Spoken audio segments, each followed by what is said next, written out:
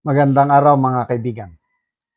Bigyan natin ng reaction, opinion itong post ng Feed Your Mind Inc. Pinaalis ng ilang congressman ang kanilang pangalan sa pagiging co-author ng impeachment laban kay Vice President Sara Duterte dahil sa takot ng posibleng political backlash. Batay sa ulat ng politiko, kumakalat na umano sa hanay ng mga kongresista ang draft resolution bago dumating ang May 4. Ang nasabing dokumento ay naglalaman ng detalyadong timeline ng proseso ng impeachment mula sa paghahain ng reklamo noong Pebrero hanggang sa naging pasya ng committee noong April 29.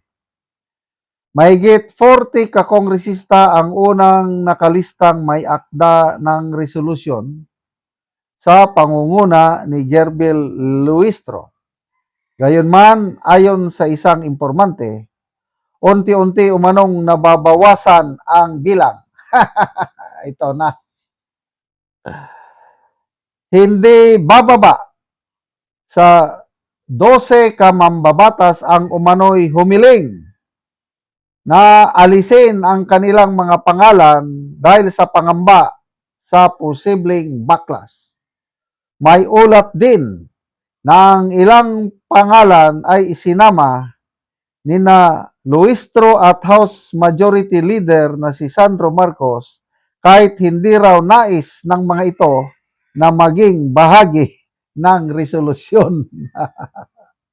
O ito, marunong itong Abante, Politico, Bilyonaryo News Channel sa mga ganitong scope. Kasi marami silang sources inside. So, ano ngayon? Sige, magpirma kayo, resolusyon. Talagang tama yung assessment ni Attorney Anthony Lodalbi Vista, isang marunong, magaling na DDS lawyer. Sabi niya, fragmented na ang House ngayon. It's not as united panahon ni Romualdez. Talagang yung main consideration na ngayon is yung election sa 2028. Dahil nararamdaman ng mga politiko yung bigat ng backlash kung sakali ang isang personal opinion ko lang ito. Baka mali ako. Yung pahayag ni Miss Cathy Binag na may informante siya sa loob ng Iglesia ni Cristo na plano daw di umano. Plano daw ng Iglesia ni Cristo na ang sino mang mambabatas, congressman ba o senador, na susuporta sa impeachment ni VP Sara ay i-blacklist ng religious organization na ito. Kung totoo ito, talagang manginginig ang mga politiko dahil mahirap na. So, sabi ni Attorney Lodalbi Vista is hindi mangyayari o walang impeachment na mangyayari pagbotohan sa plenaryo. Hindi makakaabot ng 1/3, sabi ni Attorney Vista, dahil nga is malapit na ang election 2028, malapit ng mga politiko na unti-unti nang kumakampi sa Duterte. Yan na nga, ayaw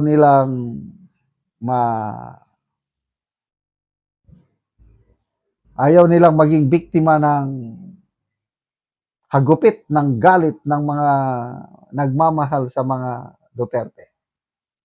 So, I hope na tama ang assessment ni Attorney Vista na walang one-third. Ang akin naman is may one-third, wala. Okay lang sa akin na matuloy na ang impeachment trial. Kasi itong edad ko na ito, gusto ko ulit makapanood ng impeachment trial. Yung napanood ko noon, tandang-tanda ko pa, CG Corona era, ang galing ng mga balitaktakan. Lalo na noon si late Senator Miriam Defensor Santiago, siya tumatak sa akin na pinapagalitan niya yung mga prosecutors. Pinapagalitan niya talaga. Kaya, ma-impeach man o hindi, okay lang sa akin. Ay kung walang sufficient number, edi okay na. Panalo na tayo. Kailan kung meron man, sige tuloy, bloodbath tayo sa Senado. Total, ang dami nang nagsasabi na wala silang enough numbers. Aminado sila. 16 votes ang kailangan nila at kulang na kulang sila. Kaya nga, sabi ni retired Justice Ascuna, dahil alam nilang matatalo sila sa trial sa Senado, kaya ginawa na nila yung nangyari sa House hearing na inilabas na nila lahat ang mga ebidensya nila. Sinubukan nilang maglagay ng patibong kay BP Sara para mag-attend. Kaya lang, hindi man nag-attend. So, wala silang nagawa kay BP Sara. So, ito ngayon, medyo kabado ang mga kongresista, mga prosecutors, pagdating sa trial, dahil sila, mga abogado sa Congress, is kulang na kulang sila sa experience sa litigation. Kasi ito, labanan na ito ng mga magagaling na abogado. Kung magaling ang abogado, mahina ang witness, mabubutasan ang testimonya, ay wala. Lalo silang matatalo. Salamat mga kaibigan sa inyong pagsubaybay sa channel na ito. Nakakatulong kayo ng malaki sa tribong talanding ng Bukidnon dahil ang income natin sa channel na ito is pantulong sa tribo.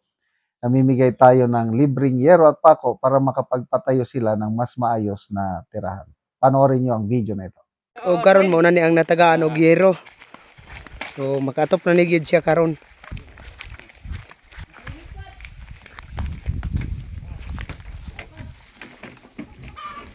O karon mo na ni ang itsura sa balay sa natagaan mo og yero. So mga dako na gyud kayo ang buslot sa iyang balay. So mo na ni siya oh. So gisapaw-sapaw na untang yero.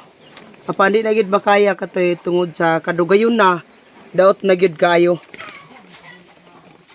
So mao na ni ang ilang kahimtang sa ilang pagpuyo. Karon o karon pila na ni ka tuig ang imong balay nga inaan ng itsura? Kuan 20 na ni katuig. 20 na ka tuig. So sa kadugayon na nga naman nga wala mo nakapalit og sen Sud tungod sa kalisod. Nga wala mo nakapalit og sen. So unsa dayon yung panginabuhian? kuan ra lagi. Pag-umara, Mag-umara. mag-uma, So walay kita gihapon. wala Naa na kay estudyante. naa So pila na kabuk ang imong anak di ay? duha Duha na. So tanan na naga-eskwela. kana pang isa. Ang isa pa ang ga-eskwela. So dugay na gyud ang kuan kung maglungag mo, magluto mo, magantos na gyud mo sa ulan. Oh, mag-antos na gid mi. Wala namang gid mi kay kuan sa palit sa sin. Salamat gid kayo kay nakaabot mo. Nakaabot po ang hinabang. Salamat gid kayo kay kung pag maglungag mi ani di na gid mi ulanan kay nakabot naman ang Sin. sin. Salamat gid kayo tabang sa sin. Salamat po sa kanser. Salamat sa Ginoo nga siya ang nagpanalangin sa amoa. Salamat kayo. Kayo.